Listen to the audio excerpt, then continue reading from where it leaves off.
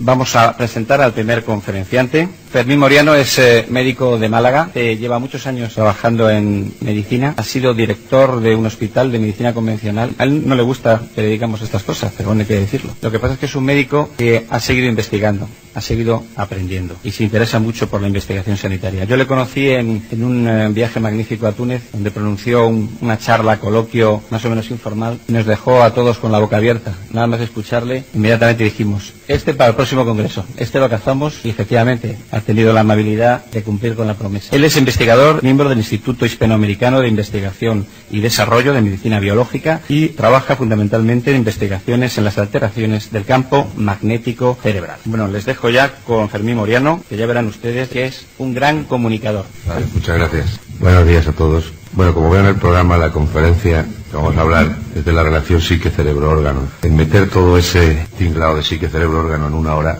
va a costar un poquillo de trabajo. Voy a procurar hablar de lo más importante y por lo menos de dejar una idea no muy científica o no muy profunda en medicina para que todo el mundo pueda entenderla. Ya solo la definición de psique-cerebro-órgano a muchas personas ya no nos llama la atención. Quizás hace unos años nos llamaría la atención, pero a día de hoy todo el mundo se va dando cuenta de la importancia que tiene la psique, por lo menos en la evolución de las enfermedades. ¿Cuántas veces oímos, venga, lucha, si tú tienes tienes ganas, si te relajas? Montones de historias que contamos muchas veces a los pacientes en nuestras propias casas o en nuestros propios centros de salud, de manera que ya aceptamos de alguna manera la importancia que tiene el estado emocional del paciente en la evolución de su enfermedad. También hay muchos datos que nos vienen hablando desde hace muchísimo tiempo de la relación de la psique con cantidades de problemas orgánicos, cantidades de alteraciones. A nadie se le escapan, por ejemplo, reacciones orgánicas producidas por un estado emocional. Es decir, desde hace muchísimo tiempo todos conocemos, incluso en nuestro idioma, utilizamos frases ya que demuestran esa realidad.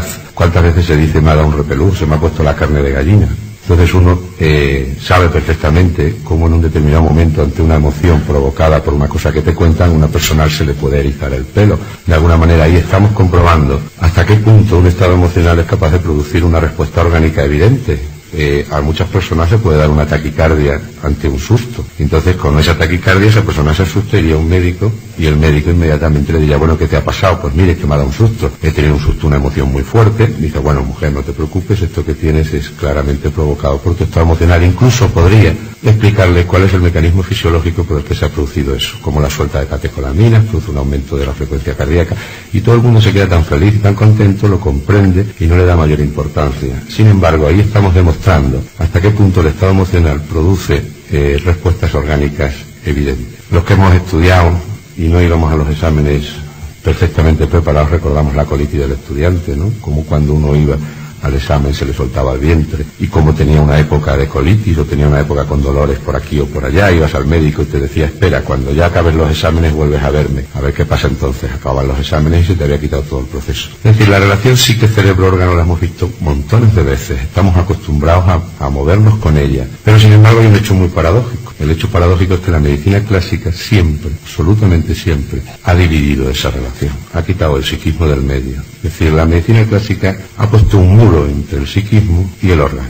De manera que, por ejemplo, yo me acuerdo cuando estudiaba la carrera, lo último de la asignatura, al final siempre te ponía un capitulito en cada tema. Si estudiabas riñón ponía enfermedades psicosomáticas del riñón. Era la hermanita pobre colocada allí al final de los temas, donde te hablaba de alguna serie de molestias que se podían producir en el riñón, incluso algunas alteraciones analíticas, de alguna manera producidas por un estado emocional, pero que no tenían demasiada importancia. Entonces, durante muchos años, pues se la dio ahí como hermanita pobre, hasta que ya llegó un momento donde también se creó el muro.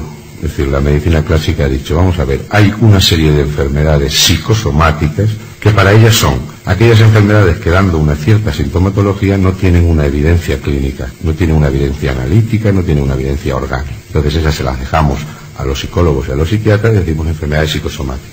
Pero cuando estemos hablando de una lesión orgánica ya seria, cuando ya estemos viendo, por ejemplo, un nódulo en el pulmón, entonces ahí ya entra el internet. Es decir, eso ya lo coge un médico que a partir de ese momento va a tratar el órgano, exclusivamente el órgano, completamente fuera de su contexto. Ya no hablemos ni siquiera de lo que es el tema de las especializaciones, donde ya un señor que va a ver el pulmón no tiene ni idea de cómo funciona un riñón, nada más que lo que estudió en su carrera, pero se ha olvidado de ello porque se ha especializado en el pulmón. El otro se especializa en los huesos, y dentro de los huesos hacemos una superespecialidad y nos especializamos en el tobillo, y dentro del pie nos especializamos en el dedo gordo del pie derecho. Es decir, cada día perdiendo todavía más todo el contexto y tratando al ser humano como si fuera un coche, por piezas. Bien, pues la realidad es muy distinta y estoy seguro que la mayoría de la gente lo entiende. Entiende que la realidad es, el ser humano es un todo, el ser humano es un estado emocional también. Entonces, en un determinado momento, yo tengo que hablarles de, para mí, la persona que más introdujo la sistematización en esta relación. Todos seguros que han oído hablar de Reinke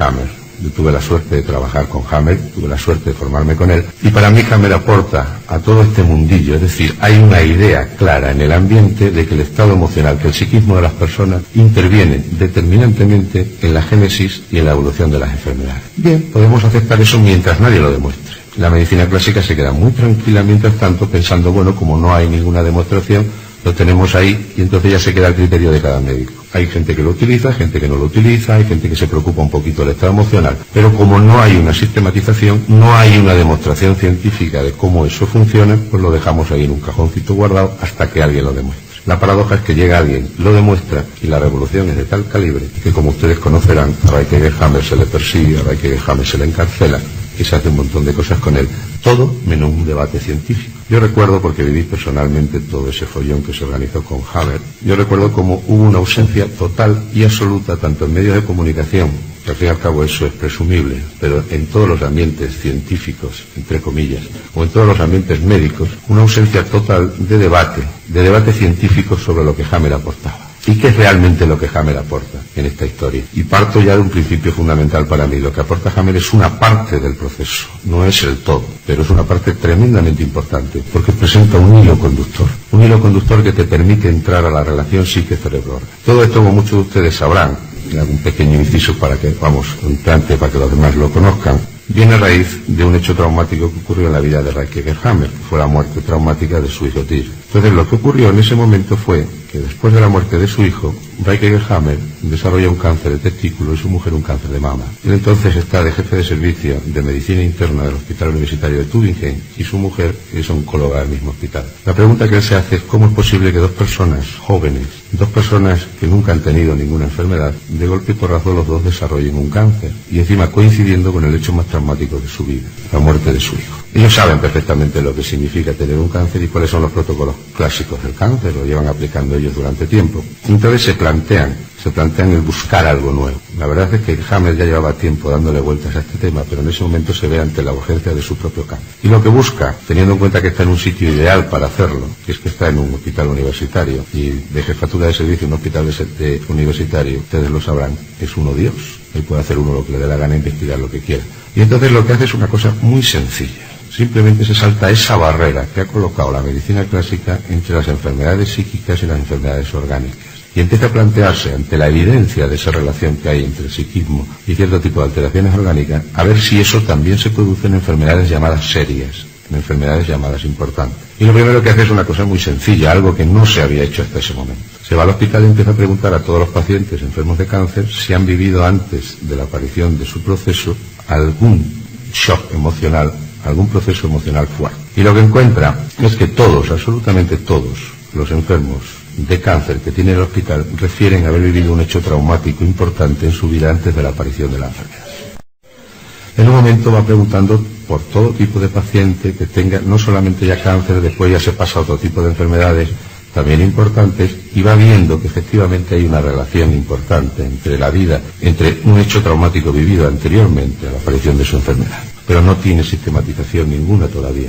Entonces se le ocurre una idea, simplemente es coger a los pacientes por tipo de enfermedad, y empieza a buscar, por ejemplo, a ver 20 señores que tienen un cáncer de riñón, y lo que hace es preguntarles a esos 20 señores a ver qué hecho traumático han vivido antes de la aparición de su enfermedad, y entonces encuentra una cosa fundamental. Encuentra que todos los señores que tienen un cáncer de riñón, todos refieren haber vivido un hecho traumático antes de la aparición de ese cáncer con el mismo colorido, es decir, con el mismo tipo de vivencia emocional. Ante la sorpresa, coge otro grupo de enfermos de pulmón y empieza a preguntarles y encuentra que todos los enfermos de pulmón tienen un hecho vivido anteriormente a la aparición de su enfermedad, un hecho traumático con el mismo colorido. Ahora les explicaré qué es el colorido. Con el mismo colorido entre ellos, es decir, un denominador común emocional, diferente totalmente de los pacientes que tienen el problema de riñón. Y así sucesivamente va cogiendo todo tipo de enfermedades y va buscando el denominador común. Entonces es cuando se da cuenta perfectamente de que un tipo de emoción concreta lesiona un órgano concreto. Es decir, de alguna manera está encontrando el aspecto emocional, el aspecto psíquico que va unido a la función de ese órgano, que va unido a ese órgano. Pero claro, él se plantea una historia a partir de ese momento, porque eso es un hecho, pues bueno, que se puede mirar, que se puede creer o no se puede creer, pero falta la prueba científica. Falta algo que la gente no le quede más remedio que aceptar en un ambiente científico. Y él se pregunta, ¿cómo es posible que estando en la era del escáner, del TAC cerebral, no seamos capaces de ver nada en el cerebro? Porque para él es evidente, supongo que como también para nosotros ahora que lo sabemos, que el cerebro juega un papel importante en la jugada. Es decir, que el cerebro, al fin y al cabo todos sabemos, que tiene la relación con todos los órganos, que controla todas las funciones orgánicas, que al fin y al cabo se entera de todas las funciones orgánicas. Y él se plantea, dice, tiene que ser el nexo de unión del cerebro, lógicamente. Pero ¿qué hay en el cerebro? ¿Cómo es posible que el cerebro se esté alterando y no seamos capaces de verlo? Y entonces, como dentro de las especialidades que tiene, una de ellas es la de radiología, se empieza a hacer escáner cerebral de algunos pacientes. Y ahí empieza a sorprenderse. Él me contaba un día que el día que descubrió la huella en el cerebro de lo que estaba pasando a nivel psíquico y a nivel orgánico, ese día se quedó parado, petrificado delante de un escáner y pensando para sus adentro, madre mía, la que vamos a liar. Nadie me va a creer. Pero sin embargo la prueba era evidente. ¿Y qué es lo que encuentra Hammer? ¿Qué es lo que mira Hammer en un TAC cerebral que hasta ese momento no se había mirado? Miren, en la radiología clásica existen unas imágenes en el escáner cerebral que están consideradas por toda la radiología actualmente como artefactos. Es decir, son unas imágenes que aparecen en todos y cada uno de los escáneres cerebrales que hacemos a cualquier paciente y que no tienen aparentemente ni orden ni concierto. Son unas imágenes en forma de círculos, otras veces semicírculos, dianas, manchitas, pero que al no tener orden ni concierto no ha sido nadie capaz dentro de la medicina de explicarlas. Y por tanto, ¿qué ha ocurrido? Porque es muy más fácil. El médico no puede vivir sin etiquetar una cosa que está viendo. Y sobre todo si ya lleva 3 días viéndola. Si lleva 3 días viéndola, tiene que poner una etiqueta aunque sea falsa. Si no tiene evidencia científica, pues para eso plantea una hipótesis. Pone una hipótesis y se acabó. Entonces lo más fácil en este caso era echarle la culpa a la máquina. Entonces ha dicho, bueno, pues la máquina es la que crea estos artefactos, estos son productos de la máquina, y así se ha quedado el tema, y el San Benito se lo llevó la máquina, y nos dedicamos a otra cosa mariposa. En fin, en un escáner cerebral lo único que vemos son alteraciones morfológicas claras y evidentes, pero no vamos a ver ninguna otra cosa. Entonces todas esas imágenes, como no tienen orden y concierto, en este señor le aparece aquí en el lóbulo frontal izquierdo, en el otro le aparece en el occipital, donde le da la gana. Déjame comprueba una cosa, comprueba que si 50 señores tienen un problema de riñón, los 50 señores tienen un artefacto en la misma zona del cerebro. Y ese artefacto se puede ver, ese artefacto se puede mirar, ese artefacto es una prueba visual, la puedes ver perfectamente. Pero qué curioso, si 50 señores tienen un problema de pulmón, los 50 señores tienen también un artefacto en una zona concreta del cerebro. Lo maravilloso del tema es que es la zona concreta del cerebro que rige el pulmón. Entonces, si ves 50 señores que tienen un problema de la cadera derecha, se encuentra también un famoso artefacto en el mismo sitio, igual para los 50 señores. Por supuesto que hay otros más artefactos en el cerebro, pero esos 50 tienen un artefacto en la misma zona del cerebro. De esa manera él empieza a sistematizar el tema, pero empieza a darse cuenta de una cosa, que no encaja para nada la cartografía que él está viendo con la cartografía clásica. Es decir, los que conocemos neurología sabemos dónde están los relés de muchos órganos y tal, y resulta que cuando Hammer va viendo dónde están los artefactos que son denominador común para todos los que tienen la misma enfermedad, no están en el mismo sitio. Realmente, y esto ya no puedo decir, no sé si Hammer realmente lo sé, esto ha sido un descubrimiento, vamos, una cosa que hemos observado con el tiempo. Realmente Hammer lo que ha hecho es la cartografía de la glía, no de la neurona. Hammer lo que ha hecho realmente y lo que ha encontrado es la cartografía del campo magnético del cerebro. Pero cuando se da cuenta de ese tema, él hace una cosa que no se tiene nunca en cuenta y que muy poca gente conoce, que es que se va a la Siemens. La Siemens es la casa que produce los escáneres en Alemania. Y entonces le plantea a la Siemens a ver qué opinión tienen ellos sobre esos famosos artefactos. La sorpresa que se lleva es que los ingenieros de la Siemens le dicen que ellos nunca han aceptado que fuera de la máquina, que por supuesto la máquina no puede producir esas imágenes, pero que ante el hecho de que la medicina no sabe explicarla, pues bueno, ellos cargan con el San Benito, al fin y al cabo eso no les importa para vender aparatos. Entonces Hammer les plantea la posibilidad de hacer un estudio donde se sistematice y donde se vea realmente si esas imágenes que aparecen en el cerebro son artefactos o no son artefactos, si los produce o no los produce la máquina. La Siemens acepta y con 5 ingenieros, el ingeniero jefe de Siemens a la cabeza, se establece un protocolo de investigación sobre ese tema. Entonces la cosa es muy sencilla, se cogen 2 máquinas, 2 aparatos de diferente generación, que se supone por tanto que puedan producir artefactos en diferentes sitios, ¿no?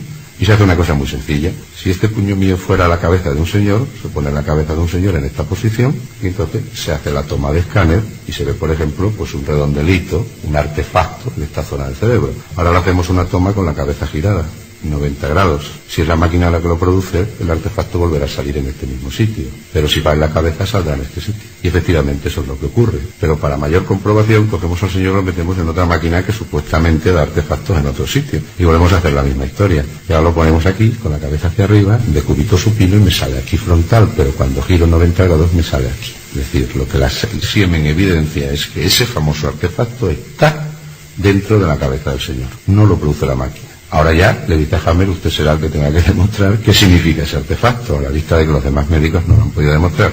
Y entonces él empieza a darse cuenta, empieza a demostrar, y empieza a comprobar la relación que hay entre cada artefacto y el órgano que está afectado. Entonces introduce dentro la prueba científica que la medicina necesita, pero a poco le sirvió, porque precisamente esa prueba científica es lo que más quebraderos de cabeza le ha dado. Es decir, si Hammer estuviera teorizando sobre el tema, estuviera haciendo una hipótesis, no hubiera sido en ningún momento perseguido. El problema que tiene Hammer es que realmente lo que él ha demostrado se lo puede ver cualquiera. Hoy día, y he conocido muchos médicos, he dado muchos cursos y formado mucha gente en este tema, no conozco ni un solo médico, ni de España ni de ningún otros países, que acercado al tema Hammer y estudiado el tema Hammer en profundidad haya podido decir esto es falso. No lo conozco. Y estamos, por lo tanto, todavía esperando que alguien sea capaz de desmontar eso. Pero lo más importante del tema, esto sería un tema puramente científico, es su aplicación en la clínica y lo que esto demuestra. Porque por fin alguien encuentra esa relación psique-cerebro. Y entonces es cuando Hammer postula la primera ley, lo que todos conocemos como primera ley de Hammer, que para mí es lo más importante.